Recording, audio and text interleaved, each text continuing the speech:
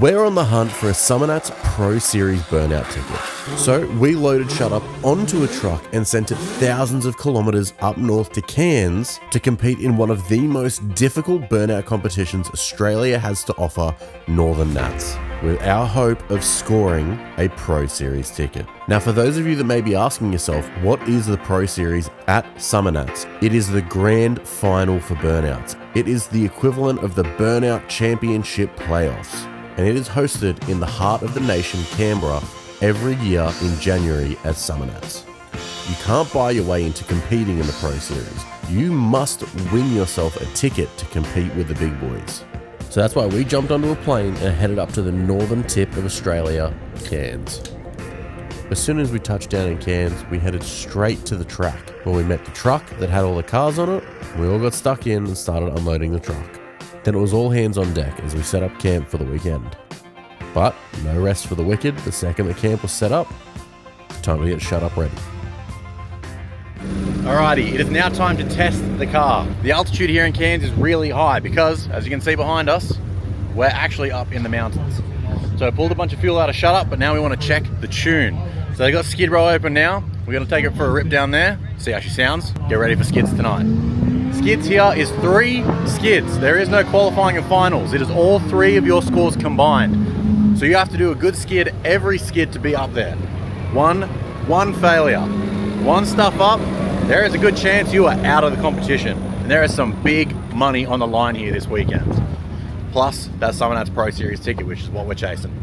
Because Shut Up's fuel system is mechanically injected, means that there's no ECU or way to correct itself automatically for the altitude changes, or, in layman's terms, the air changing. So wherever we go, we have to test the air, test the density altitude, which is how thick the air is. When you're down at sea level, you may have really good air.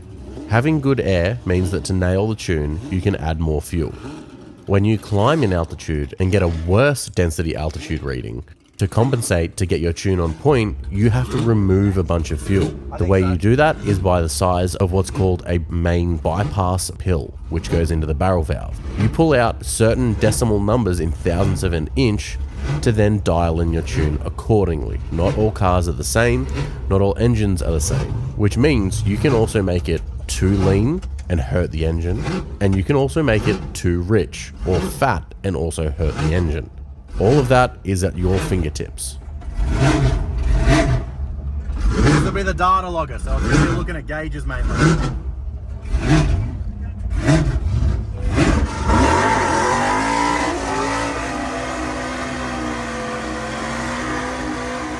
Other than simply having fun and testing the car, there's a couple things that we're looking at here. First, we're listening to the car. A calibrated ear can hear when a car is too fat. Sounds like it's bogging down and doesn't want to rev cleanly. We're also using other tools like the temp gauge. If you're a little fat, the car will probably want to stay colder.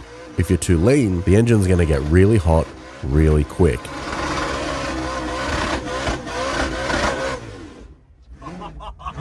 Dude, that was sick. Bro, look at the temp. It was sitting at like 95 pounds the whole time. G'd up. G'd up. Feet up. Let's go. That's a bad idea. It sounded phenomenal. Now, being burnouts, we still want it a little bit on that fat side. So judging by the temperature of this, I'd say we're about on the money. Alrighty. We got a side quest before burnouts start. These are the wheels that we pulled off Shut Up. They've still got tread on them. We've talked Spicer into taking it down Skid Row on these. We reckon they got 30 seconds still left in them. They're still showing tread. They're still on the freaking markers. How long do you reckon we got on them? 25 seconds. 25? Are those fiberglass guards? Oh yeah, they are, yeah.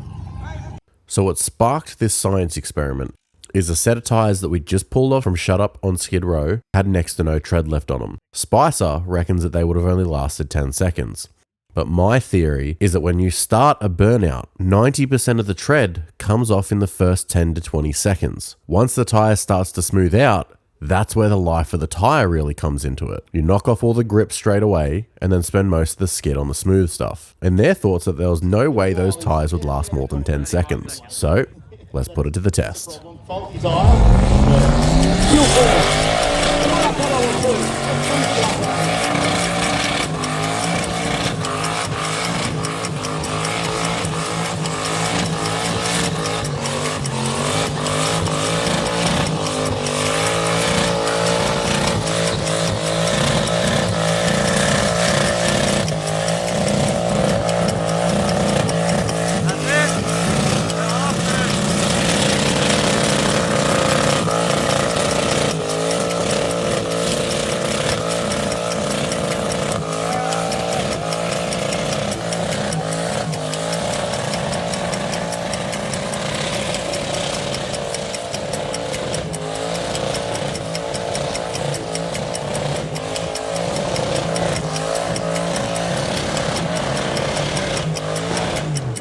Dude, he got a minute.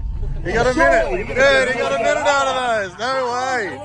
Dude, that's insane. That's insane. We told him. Dude.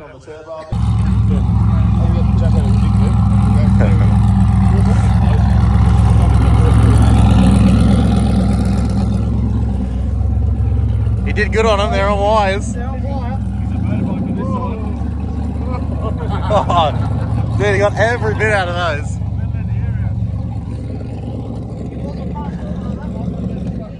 Do you know how close you were? Oh, it definitely wasn't near the 40-second mark. Dude, that was like a minute 15 on the video. Yeah, that was like a fucking qualifying skid. You got a full skid out of those. At least you had time to. You got 56 seconds out of them. Wow. Crazy. Yeah, I thought I was done as soon as he went in, and then he just stopped on the spot. I'm like, yeah, these might not last. Good effort. Yeah, so look at the ones that they pulled off. What are we predicting on these ones? 3 O's. Oh, bro, there's 20 seconds on these ones. They're still tread markers. Yeah. And what do you rev it to? 7? If we're going off my 56 seconds, I reckon there's about 30 there. Yeah, I want to say 30 for sure. Yeah, I'm on 30. Lucky we did that experiment together. Now we're on the Yeah. same page. Yeah. He's got the data now, so Yeah. he's good. 30 seconds? All right, let's chuck them on. Let's see how they go. So this one's a little spicier. Methanol, blown. So the science is between how long they're going to last on this, because it's like the same tread wear as what we just put on Spice's car, which is still turbo or less. You get a couple seconds up your sleeve with the boost where it comes in when it comes on boost. It'll be interesting to see how this one goes. Next contender.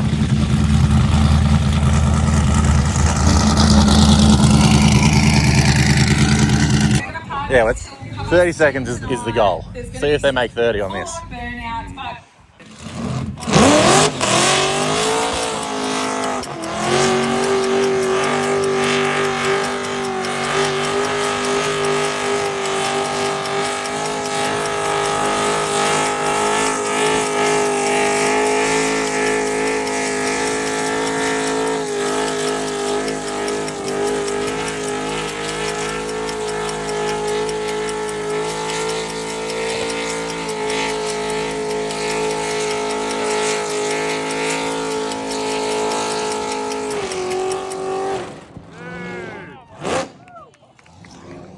Seconds.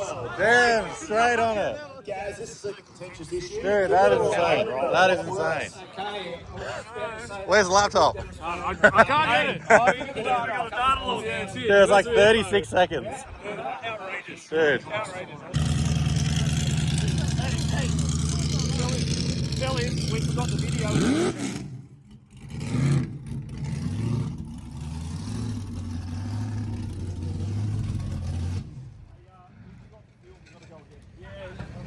Damn, they're both literally spent. It's going to be 35 seconds at least. Dude, it was 36. Yeah. It was fucking 36 seconds. Crazy. Now that the science experiment was over, it's time to wait for the burnouts to begin. Tonight is arguably the most important burnout of the weekend. As I stated before, there is no qualifying and finals at Northern Nats. You get judged from all 3 burnouts, and your score from all 3 burnouts gets combined. Highest score wins, which means you need 3 perfect scores. It's arguable that 3 safe skids could win this comp, Because with people pushing the limits, they're bound to make mistakes, and there is no room for errors. But with how tight the competition is between the heavy hitters that are at this event, the biggest risk you could take is playing it safe.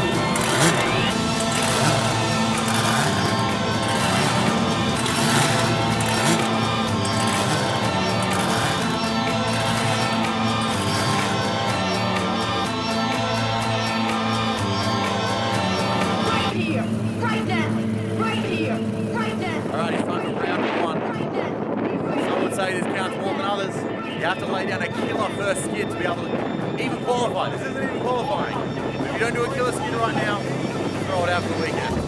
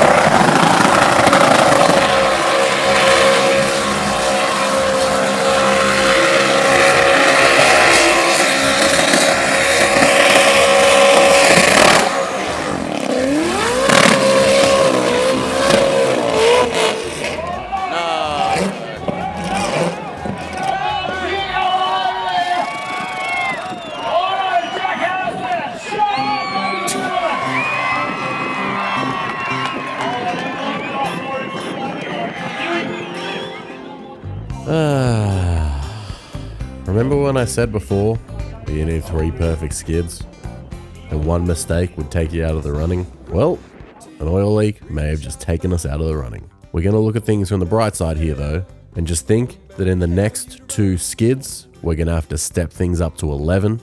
Jack's going to have to pull off some absolute magic because we have some ground to cover. And then you don't want to wish ill of your opponents, but all it takes is 1 mistake from the other drivers that are still in the running, and it's an even playing field again.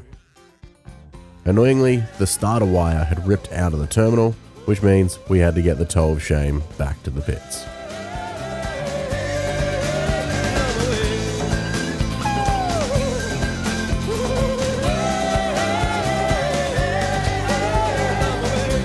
Alrighty guys, quick little break. We're going to cut in real quick. Today's video sponsor is Anti-Gravity. This video is brought to you thanks to Anti-Gravity. Let's say it all together. Anti-Gravity. This is the first ever 8K 360 drone from Anti-Gravity, and this thing is insane. The craziest thing about it is the 360 camera. Camera on the top, camera on the bottom. This thing will automatically, live in the goggles as you're flying, stitch this together so that you get a full 360 view while you're flying. With only flying this thing a handful of times, I was already getting way too confident. You literally just put on the goggles and hold this little controller. Wherever you point this thing, it goes. Inside the goggles when you're flying, you have a little crosshair, just like Call of Duty. Wherever you point this thing, the drone will follow. You naturally pick it up instantly, which is absolutely insane. I was hoping I would have gotten more insane crazy shots while at Northern Nats, but the wind out there in the mountains was absolutely insane. So it was blowing this thing all over the place. I couldn't believe it would actually still fly around in that wind to get the shots that I was able to get.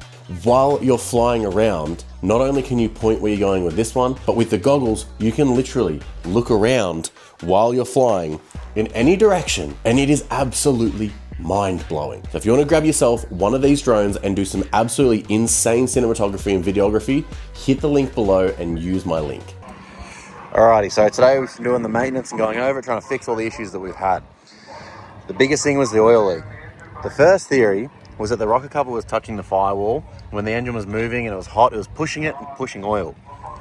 But one issue we've been having non-stop with this thing is it keeps rattling all of the freaking manifold bolts loose. It wasn't until today that we thought you can't have bolts that are too long, otherwise they'll go through and hit the push rods. So the theory is if that's not in there, oil can come out, which makes sense as to, because we lost one back here, this one was loose, this one was loose. Explains exactly where the oil leaks are coming from, but we lost one.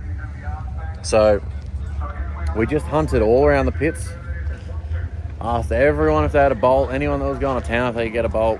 M6 and it's got to be like 80 mil long. But we may be on here. Oh shit. Now if it works, we're only borrowing it, it will go back. Might have to take it out, but...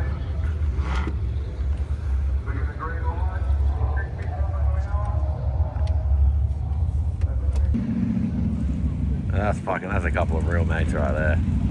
Yeah. Oh yeah. Stole this blanket last night, still roughed me down. Oh shit. Sean's very sunscreen conscious now, if you can't tell why.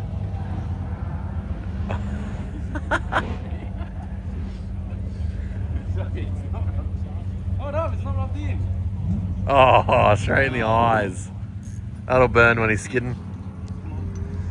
Get away from me. Get away from me, lad. Get away from me, lad. I'm just trying to say it. Nice little spacer.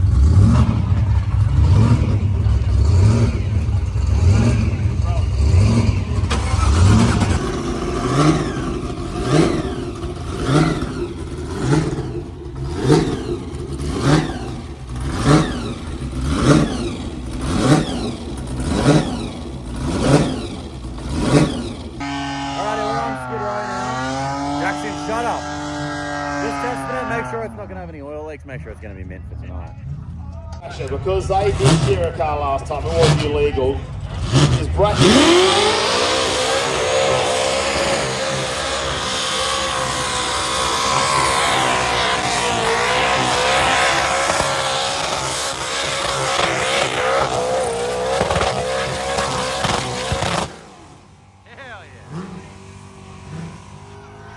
Oh, good.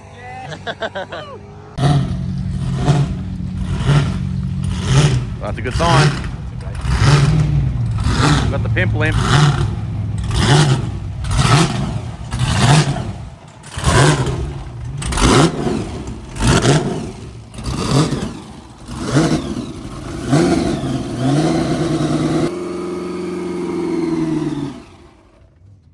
No oil leaks. And she sounded fucking on song. Did you get 40 seconds out of them? No, that was maybe 20, maybe 20. A little bit less than that. They were smooth. There was no tread on those to start with. Gonna be you and me. Gonna be everything. It's now getting late and Saturday afternoon. The car's ready, the car is prepped. There's nothing else that we can do other than sit around and wait. It's time for Jack to pull the rabbit out of the hat and really step things up because we need this. Gonna be everything.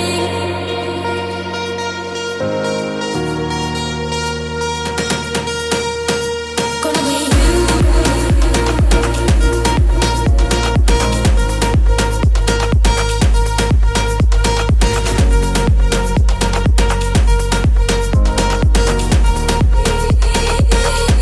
Gonna be you and me.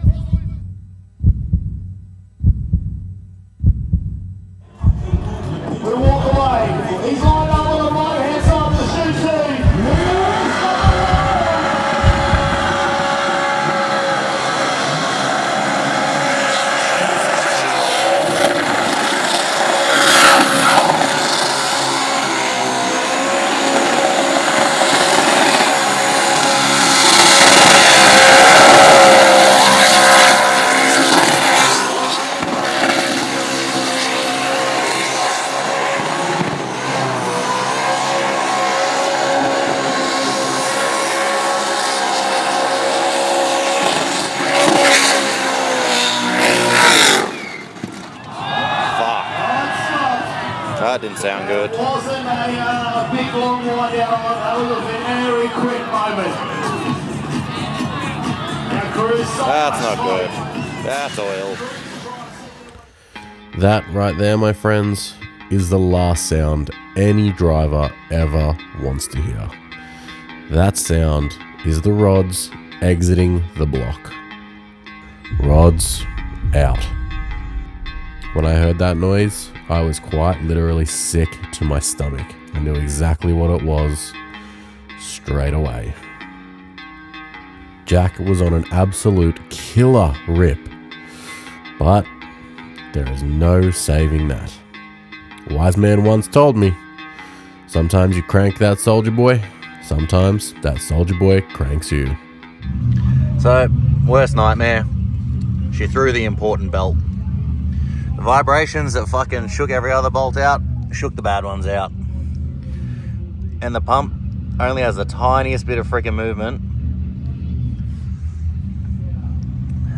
What a dog. Sometimes it's the cruel reality of motorsports. While this engine was relatively new and only had 15 burnouts under its belt, nothing could save it once it kicked that belt. Now, like I said earlier in the video, this thing doesn't have an ECU, which means it doesn't have any safeties. There's a light that flashes in the cab when oil pressure drops, but it was too quick and it was already over. Moving forward, we already know what we're going to change. Shut Up already has another heart on the way, and she'll be ready to rip by Power Cruise 100. Because we are coming for that damn Pro Series ticket. And we may be down bad right now, but we are not out for the count. Even though we've had a shit go, still going to return the bolt and trust the old light pole.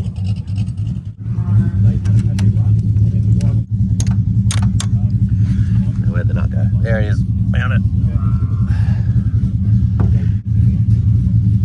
Good as new.